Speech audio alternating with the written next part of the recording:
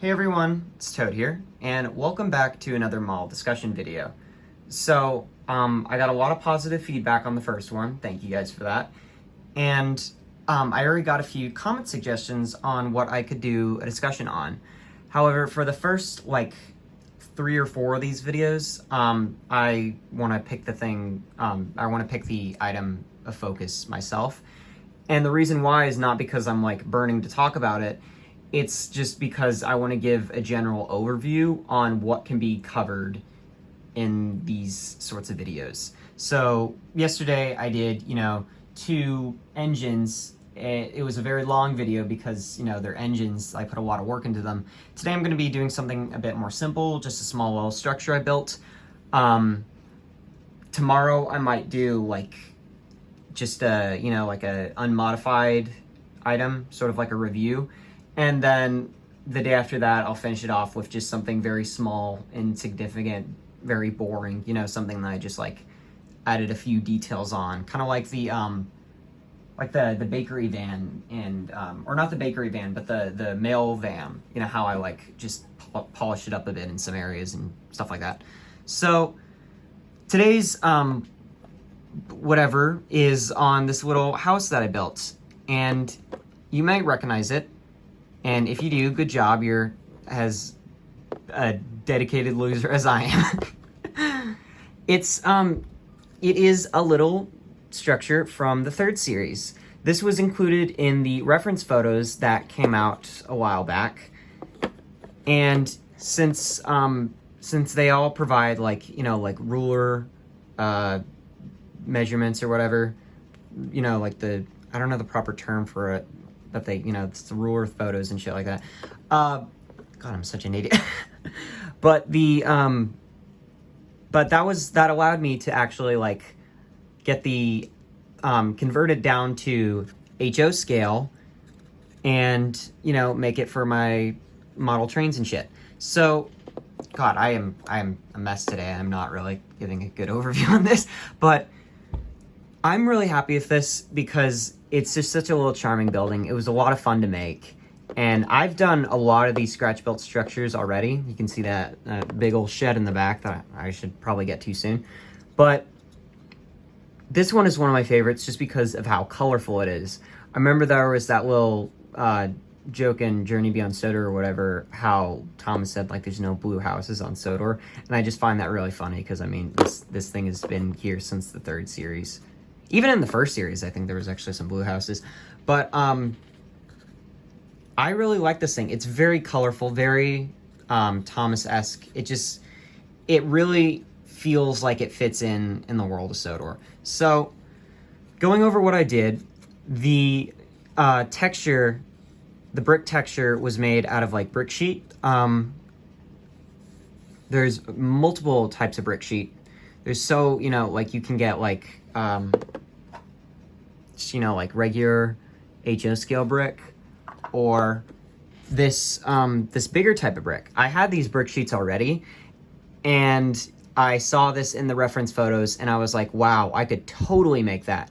Because, I was getting tired of making stuff with this type of brick sheet, so I wanted to try something different. And I really like this guy. He turned out really nice, and it's just such a little nice set piece. So you can see I binded the sheets together with little L brackets. That helps it to stay sturdy. You can see the door on the inside is made out of, it might be balsa wood. But it's little sticks of whatever type of wood it is that were cut up and glued together to sort of make this wooden door. And then I weathered it a bit to give it that dirty little texture and gave it a handle that I actually think is a bit too big, but it's all right. Just a little rusty handle on it. So the window was also scratch built. That was kind of a pain to make. It was made out of different strips of styrene that were put together, and they were all glued on the back. And then you can see I put a little bit of clear plastic to give it that window effect. So it's not open. Going on to the actual brick texture, you can see it's painted this really light blue color that, once again, it's a very nice color, very colorful. Jesus. And then it was weathered to make it sort of look like the brick, the paint on the brick is coming off a little bit. That's how it was done in the show, and I really like it because, you know, all these buildings are, you know, buildings that are on a railway, so it just looks really nice. You can tell that this house was originally, like, you know, just a standard brick color, and then it was painted blue, because, I mean, they don't make blue bricks, you have to paint it. And so I really like that detail of just, you know, the paint smearing off because of, like, old age or whatever. You know, it gives off a really nice effect. It's also, the bricks are also just dirty from other types of weathering. You can see little gray marks and stuff all over it. And it gave off a really nice effect. I haven't done something like this on my other buildings, and I'm rather happy with this one. I think it turned out great. To the window now, we get a little piece of balsa that was used as a little window ledge. And then I cut out a tiny bit of just untextured styrene for this little brick effect above the window, and then carefully sliced each piece, just like a very quick and thin slice, not all the way through, so it doesn't cut it off, to, you know, give it that look that it's like made out of separate bricks. And you can see I did the same thing for the front. It's got that same little thing. And it turned out really nice. And once again, I'm very happy with the rotting wood texture on this. I really like that. I like wood. It's fun working with wood. Finally, the last wooden thing on here is the gutters. The gutters are, you know, placed around the roof. And I think I made the overhang a bit too much on this, but I still like it regardless. It's a bit too thick, you know. And I think it's also a bit too simple, but I think I really completed the look with this little pipe I added on the side. This was not on the reference photos. It wasn't in the show.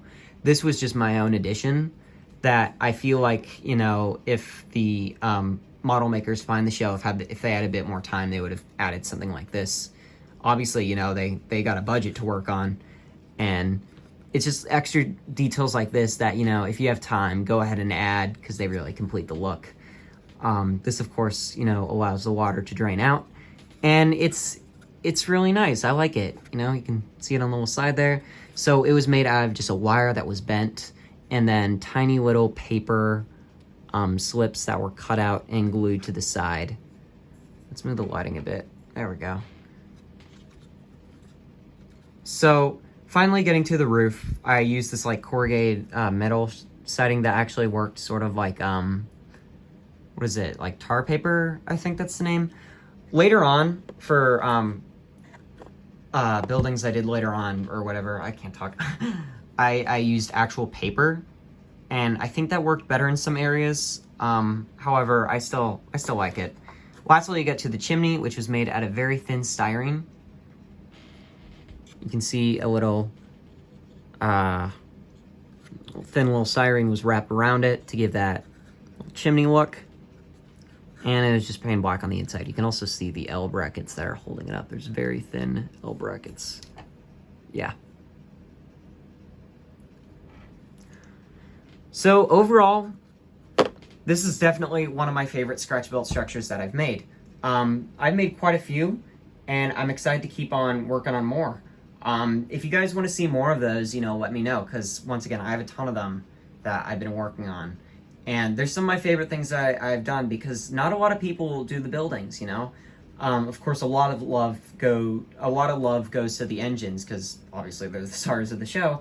But you know, the buildings are often looked over, and I really like these. They're, you know, they really make the world of Sodor in the show just feel complete, feel so vibrant and lively, and just so, you know, friendly. It gives off that atmosphere. So that's why I feel like it's important to have like good little structures or buildings on your railway, you know, that really fit the Thomas look. So thanks for watching, and if you have any suggestions for me to do a model discussion on, please let me know in the comments and give me your thoughts or whatever.